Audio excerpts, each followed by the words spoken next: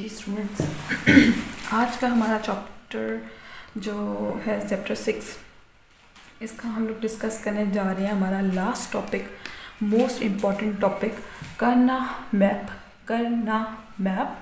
ये इसको किस साइंटिस्ट ने अपने नाम पे इसको मैप को डिस्क्राइब किया या मैप को लिखा है? मराइज करना, ठीक है। मराइज करना, डिफरेंट लैंग्वेजेस में इसका डिफरेंट एक्सेंट होगा। 1953 में जी इसके मैप का मेथड आया था। बूलियन फंक्शन को और सिंपलीफाई करने के लिए इस मैप को डिस्कवर किया गया था, इस मैप को बनाया गया था। प्लस लॉजिक गेट्स को लेस कर दिया जाए। जैसे अभी हमने प्रीवियस लेक्चर में कुछ गेट्स को पढ़ा था, किसी एक्सप्रेशन में 3 गेट्स यूज़ हो रहे थे, किसी एक्सप्रेशन में 4 गेट्स यूज़ हो रहे थे।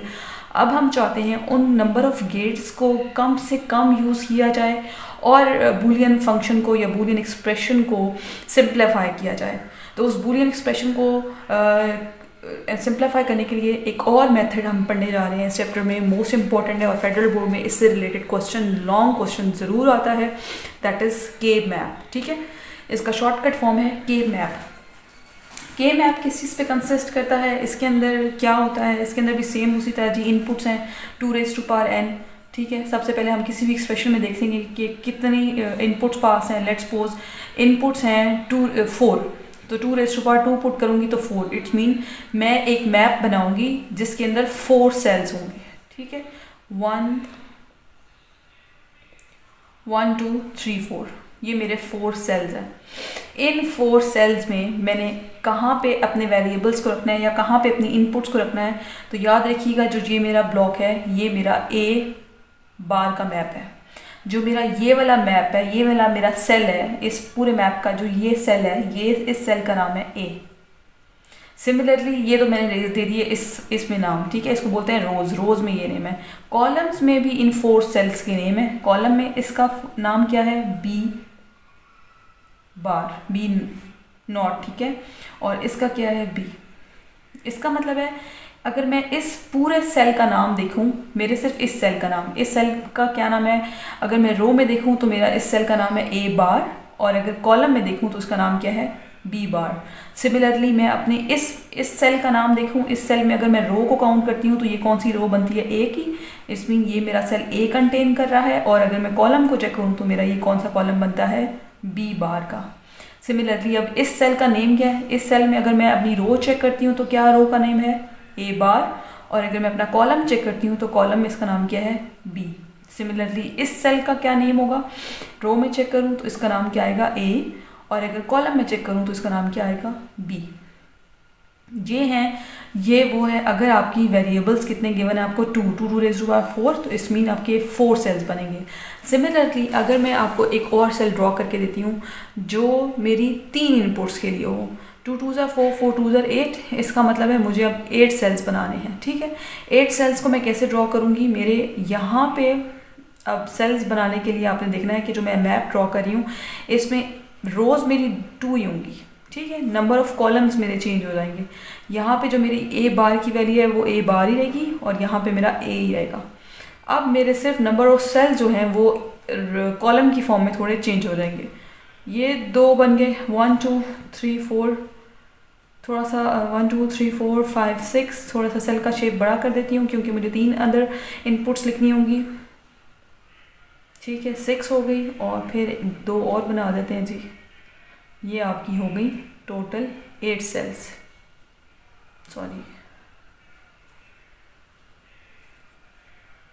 8 सेल्स, ठीक है।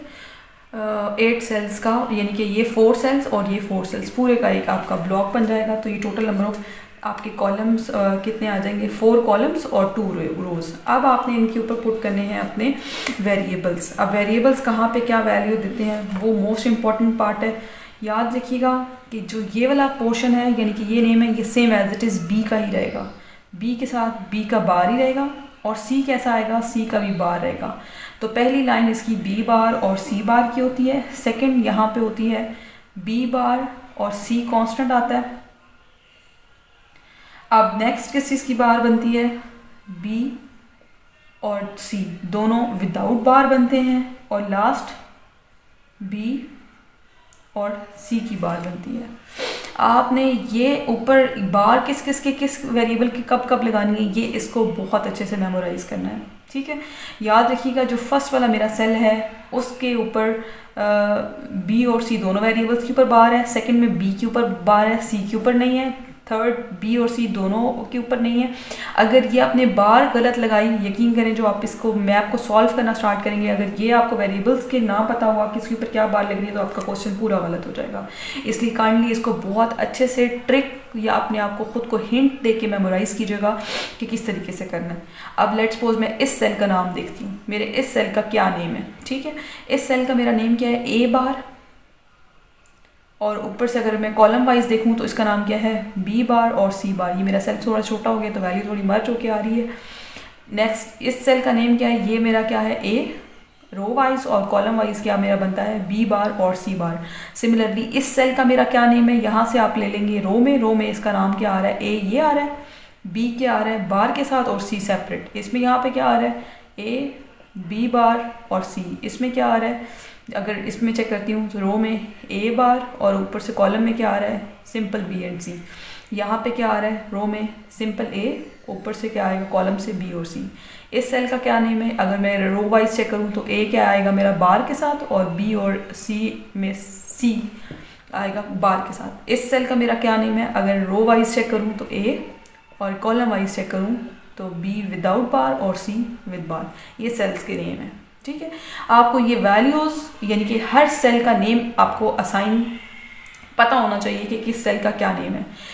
एक्चुअली हम जब बूलियन एक्सप्रेशन लिखेंगे तो हमने करना क्या है, इन सेल्स के अंदर नेम असाइन नहीं करने, हमने इनके नेम्स की जगह एक बाइनरी नंबर, याद रखिएगा, या तो 0 लिखेंगे या तो हम 1 लिखेंगे। ये बाइनरी नंबर वहाँ पे हमने इसकी जगह इनपुट पुट करने होंगे।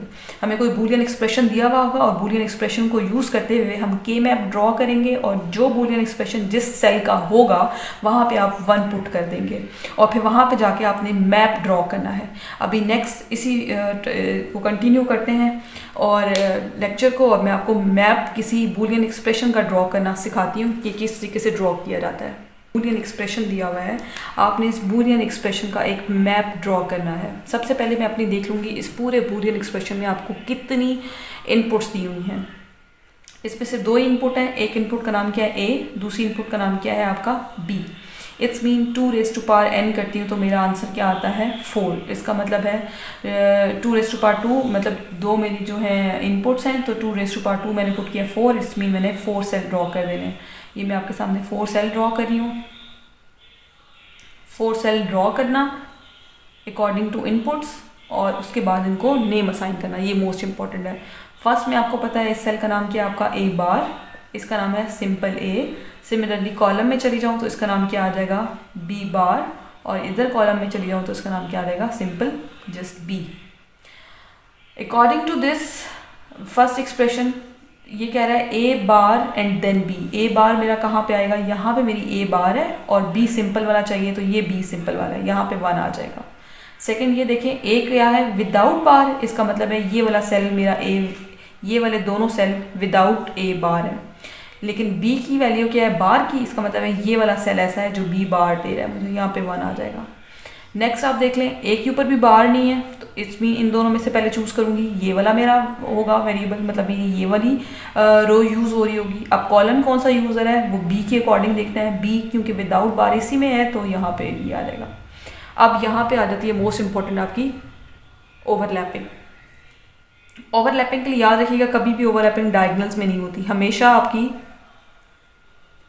साइड्स पे होती है। ये देखें ये 2 ओवरलैपिंग हो गई हैं, ठीक है। बस आपने ये डेफिनेशन माइंड में रखनी है, कभी भी ओवरलैपिंग डायगोनल्स में नहीं होती, साइड्स में ओवरलैपिंग होती है, ठीक है, या तो अपर वाली साइड पे या लोअर वाली साइड पे।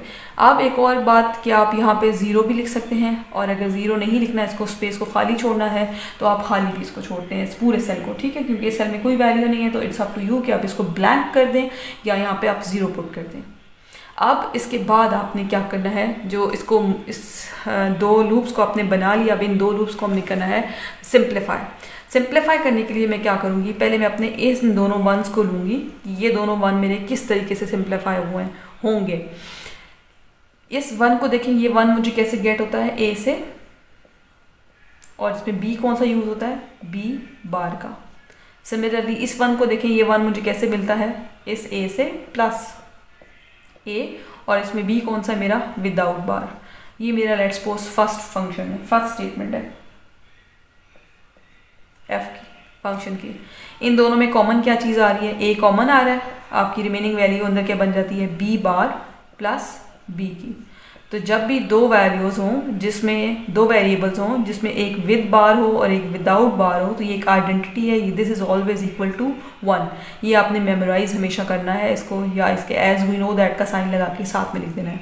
ये इज इक्वल टू 1 है, क्योंकि ये वैल्यू 1 हो जाएगी, 1 की इक्वल हो जाएगी, तो ए जब 1 से मल्टीप्लाई होगा तो आंसर क्या आएगा आपके पास, ए। ये आपका लेट्स सपोज फंक्शन 1 है, f1 को इसको मैं राइट कर देती हूँ, ठीक है। ये मेरे लूप 1 का एक्सप्लेनेशन है। अब इसी तरह मैं ये वाला 1 मेरा किस तरीके से आया है, इसको ड्रॉ कर लेते हैं, इसको देख लेते हैं। ये वाला 1 देखिए मुझे किस तरह मिल रहा है, ए बार से, ए बार से, इसका नाम मैं रख देती हूँ इस फंक्शन का लेट्स सपोज f2। ए बार से मिल रहा है और इसके अंदर बी कौन सा है मेरा, सिंपल जस्ट बी, प्लस इसके साथ लैप होने वाला 1 ये वाला है, इस 1 की वैल्यू क्या है, ए, और बी कौन सा है, विदाउट बार, विदाउट बार। ये दोनों मैंने 1s लिख दिए हैं। इन दोनों में क्या चीज़ मेरी कॉमन आ रही है, बी, बी को कॉमन निकाल लेते हैं। अंदर आपके पास क्या रह जाएगा, ए बार प्लस ए। अभी आपको बताया था एज वी नो दैट जब आपके पास दो सेम वेरिएबल हों लेकिन एक वेरिएबल बार के साथ हो तो ऑलवेज इक्वल टू 1। इसमें यहाँ पे 1 आ जाएगा, जब बी 1 से मल्टीप्लाई होगा तो यहाँ पे सिंपल आपके पास क्या आ जाएगा, बी आंसर आ जाएगा। ये मेरा लेट्स सपोज फंक्शन 2 की प्रूव हुआ है, ये बी के इक्वल है। आखिर में क्या करेंगे, इन दोनों फंक्शंस को कंबाइन कर देंगे, f1 और f2 इन दोनों के आंसर्स को प्लस कर देंगे, तो वो मेरा फुल लास्ट वाला फंक्शन आ जाएगा, बूलियन एक्सप्रेशन आ जाएगा, that is a plus b. ये आपका जी इस पूरे एक्सप्रेशन का मॉडिफाई फॉर्म है, सिंप्लीफाई फॉर्म है, ठीक है। ये आपने इस पूरे फंक्शन को शॉर्टकट करके ये आपने इसको राइट कर दिया। तो के में अपनी वैल्यू ड्रॉ करना, उसके बाद इनके फंक्शंस को सिंप्लीफाई करना, लूप्स, हर लूप का अलग फंक्शन, इस लूप का अलग फंक्शन। टोटल आपके 2 लूप्स बने थे, 2 फंक्शन, और दोनों फंक्शंस को आपस में कर दिया आपने सम। तो इस पूरे का आंसर आपका आ गया है जी a प्लस बी।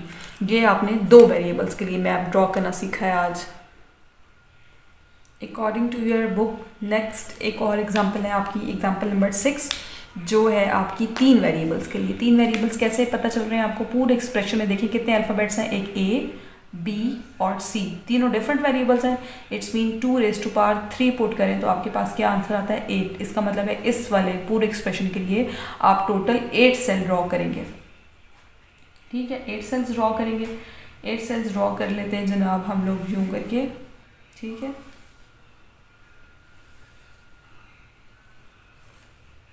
इसमें आपकी 2 रोज हैं और 4 कॉलम्स हैं। फर्स्ट रो का नेम आपका ए बार है, सेकंड रो का नेम क्या है, सिंपल ए। सिमिलरली कॉलम्स कितने हैं, फर्स्ट कॉलम का नेम है आपका बी सी, बी बार सी बार। अच्छा, सबसे पहले आप इन सब के बी और सी, इन सब के ना नेम लिख लीजिएगा, ठीक है, बी और सी। लेट्स सपोज इन सब का मैंने बी और सी लिख दिया। अब आपने बार्स पुट करनी है, पहले वाले में आपने दोनों पे पुट कर देनी है, सेकंड वाले पे आपने बी पे पुट करनी है, थर्ड कॉलम में किसी ने नहीं करनी, और फोर्थ वाले पे आपने सी पे ड्रॉ कर देनी है। ये आपका ट्रिक है कि आप सबसे पहले क्या करें कि सारे कॉलम्स के नेम लिख दें, b c b c b c b c, ठीक है। इसके बाद उनके बार्स पुट कर दें, तो फर्स्ट वाले में आपने बार पुट करनी है, इसके बार पुट करनी है, इस पर नहीं करनी, और यहाँ पे कर देनी है।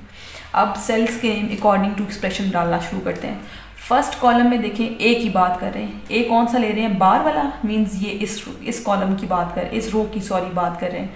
ए बार, यहाँ पे भी ए बार है, इधर भी ए बार है, इधर भी ए बार है, इधर भी ए बार है। लेकिन बी और सी के एक्सप्रेशन को देखते हैं, बी कौन सा है, बी भी बार के साथ आ रहा हो, सी भी बार के साथ आ रहा हो, तो ये तो सिर्फ यही वैल्यू है जो आपको ए भी बार के साथ और बी, तो यहाँ पे आप लिख देते हैं 1। नेक्स्ट को देखें, यहाँ पे क्या है आपके पास ए बार, इसका मतलब है ये वाले चारों सेल आपको ए बार दे रहे हैं। लेकिन कॉलम चेक करें तो कॉलम आपने वो चूज़ करना है जिसमें बी विदाउट बार हो और सी बार के साथ हो, तो ये तो यहाँ पे लाई कर रहा है। देखिए ये वाला बी सी ये यहाँ पे लाई कर रहा है, इसका मतलब है यहाँ पे 1 आएगा। सबसे पहले आपने किसको देखना है, अगेन मैं बता रही हूँ, ए को देखना है, ए विदाउट बार है, इसका मतलब यहाँ पे विदाउट बार है, तो इट्स मीन इन चारों सेल्स की बात हो रही है। अब इन चारों सेल्स में से कोई एक सेल होगा, ठीक है, इन चारों सेल्स में से कोई एक सेल होगा। इसके लिए अब कंफर्म करने के लिए हम बी और सी को चेक करते हैं। बी और सी लेना है आपने जिसमें बी पे भी बार हो और सी पे भी बार हो। तो देख लें जी, इन सब में से कौन सा ऐसा बी और सी है, ये वाला।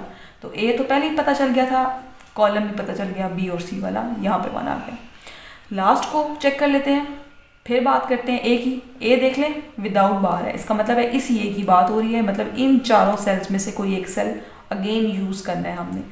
बी और सी को चेक करते हैं। बी और सी ऐसा लेना है जिसमें बी के ऊपर बार हो और सी पे बार ना हो, तो वो ये वाला एक्सप्रेशन है। इट्स मीन यहाँ पे 1 ड्रॉ कर देना है आपने।